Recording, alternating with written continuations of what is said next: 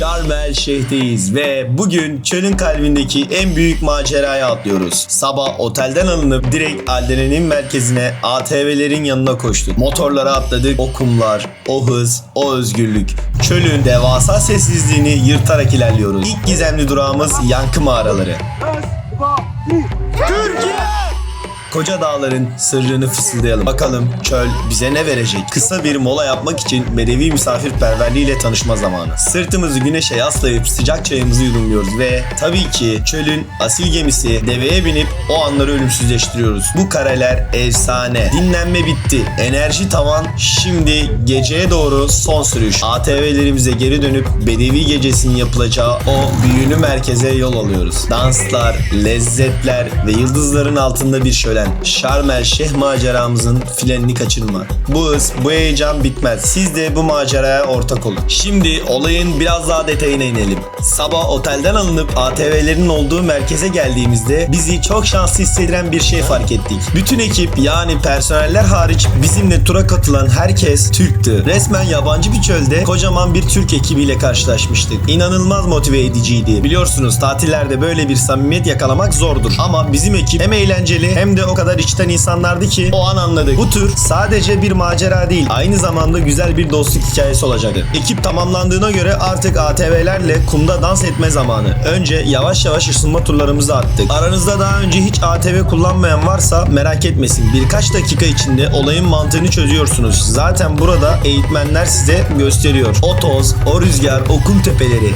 Kendinizi gerçekten bir aksiyon filmin içerisinde gibi hissediyorsunuz. Ve ilk durağımız olan Yankı Mağaralarına geldik. Buranın özelliği adından da belli zaten. Büyük kayalıkların arasına girdiğinizde sesiniz size geri dönüyor. Hazır tam teçhizatlı, coşkulu bir Türk ekibini bulmuşken ne yaptık dersiniz?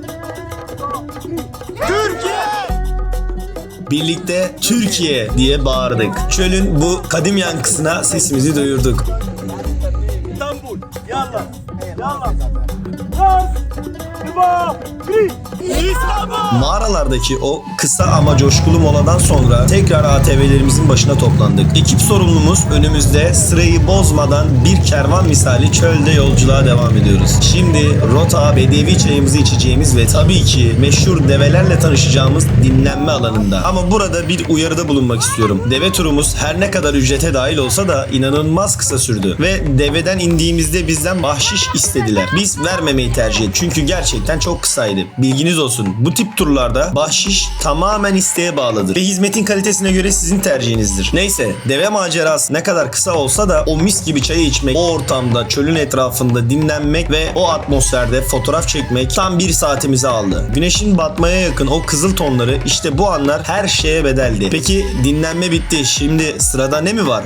Tabii ki bedevi gecesine gitmek için ATV'lerle son bir sprint. Bu maceranın finali gerçekten de beklediğimizden çok daha görkemli olacak. ATV'lerimize son durağımıza gitmek için bindik. Bedevi gecesinin yapılacağı o büyülü alana doğru yola çıktık. Öncelikle fiyat bilgisi vereyim. Biz bu tura toplamda 1000 TL civarında bir ücret ödedik. Ortalama fiyat aralıkları 800 TL ile 1400 TL arasında değişiyor. Size şiddetle tavsiyem gemi turu ve çöl safari turunu birlikte paket olarak alın. İnanın çok daha uyguna geliyor. Buradaki atmosfer gerçekten çok farklı. Bir anda modern hayattan kopup kendinizi çölün ortasında göçebe bir hayat yaşıyormuş gibi hissediyorsunuz. Her yer ışıl ışıl, etrafta dumanlar yükseliyor. Gecemiz Mısır'a özgü danslar ve küçük gösterilerle başladı. Göstericiler masa masa gezerek insanları eğlendirdiler.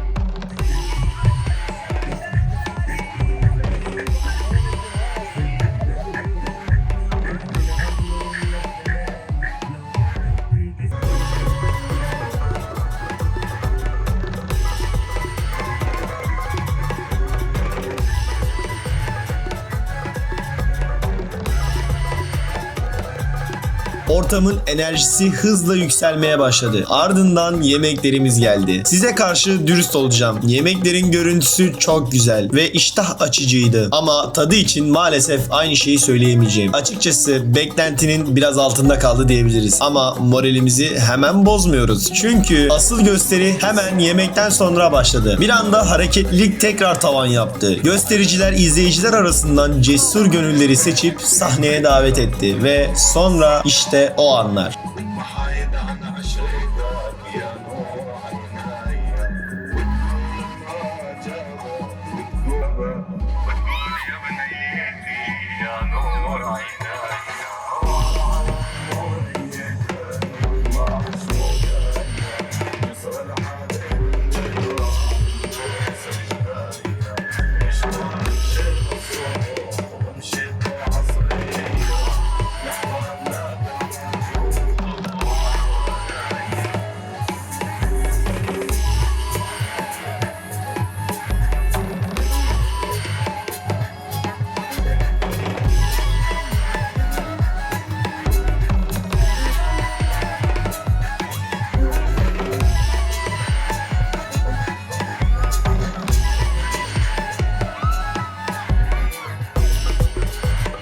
Sahneye bir maymun çıktı. İnsanların üzerinden geçti. Derken bir kutudan yılan ve hatta timsahla yapılan tehlikeli şovlar başladı. Evet, kulağa çok riskli geliyor. Hatta izleyicilerin gözlerini bağlayarak onları timsah ve yılanları verdiler. Ama endişelenmeyin. Bütün bu gösterilerde güvenlik önlemleri en üst düzeye alınmış. Zaten gösteriden sonra hayvanlarla bahşiş karşılığında serbestçe fotoğraf çekilmesine bile izin verdiler. Yani her şey kontrol altındaydı.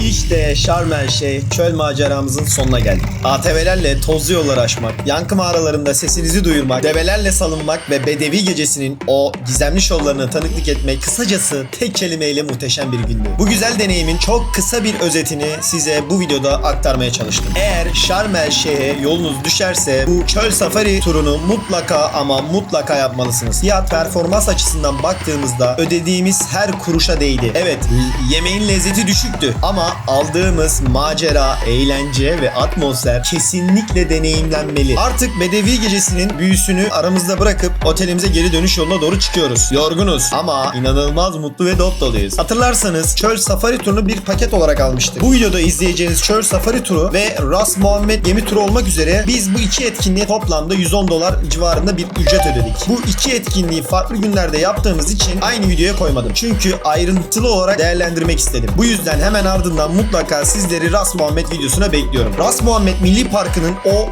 meşhur, o nefes kesen sualtı dünyası, mercan resifleri ve balıklarla dolu gemi maceramız bir sonraki videoda sizleri bekliyor. Ama o videoya geçmeden hemen önce videoyu beğenip bir yorum bırakırsanız algoritma beni daha fazla ön plana çıkartır. Şimdiden sizlere teşekkür ediyorum. Belki de daha da görkemli bir macera Ras Muhammed.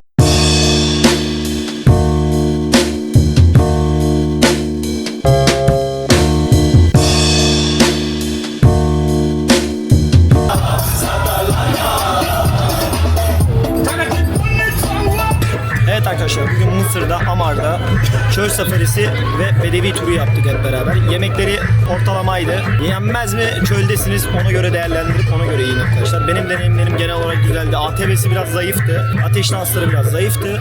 Fakat yine de atmosfer olarak çok güzeldi. Bizim turumuzda bugün genelde bizim arabamızda, bizim katıldığımız turda herkes Türktü. Bu yönden de çok şanslıydık ve çok güzel insanlara denk geldik. Beraber çok güzel eğlendik, kaynaştık. Sizlere de tavsiye ediyorum. Maksimum bu tura $110 verin. Bedevi turu ve ekstra olarak biz dalış turu aldık arkadaşlar. Toplamda $110 verdik. Her şey dahil $110 verdik. Yeme, içme, transferler dahil. Bunları gözden kaçırmayın. Her zaman pazarlık yapmaya devam edin. Sizleri seviyorum.